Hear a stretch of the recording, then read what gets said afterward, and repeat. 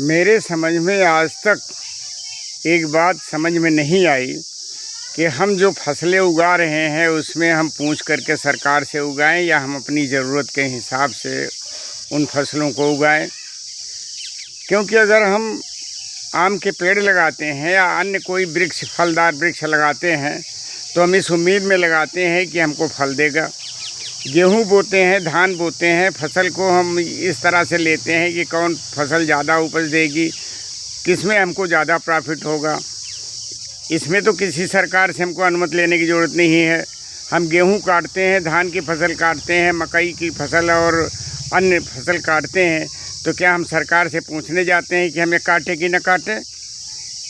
इस बात को मैं इसलिए कह रहा हूँ कि अगर हम आम के वृक्ष लगाते हैं या और कोई फलदार वृक्ष लगाते हैं और हमको उपज नहीं दे रहा है, हमारी ज़रूरत उससे पूरी नहीं हो रही, तो हमको पूरा अधिकार होना चाहिए कि हम उस फल की जगह, उस पौध की जगह दूसरे वृक्ष लगाएं।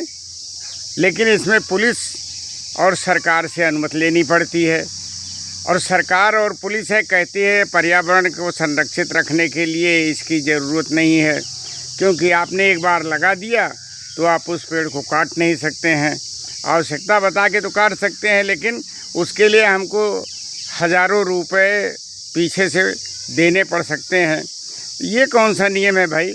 हमको आम के पेड़ फ़ायदा नहीं दे रहे हैं, समाज को फ़ायदा दे रहे हैं, लेकिन समाज हमको अनाज दे रहा है। हम आम के पेड़ में सारी अपनी ऊर्जा लगाने के बाद, खर्चा लगाने के बाद, हम अपने खान पान के लिए भी नहीं जुटा पा रहे हैं। उसमें आपदाएं आती हैं, आम नहीं फलता है, या ऐसे उसके साथ में और बहुत सी समस्याएं हैं। तो हमको तो अधिकार होना चाहिए कि हम अपनी उस पौध की जगह, उस वृक्ष की जगह, उस बाग की जगह और किसी बाग को लगाएं या और किसी अन्य फल को उपजाएं।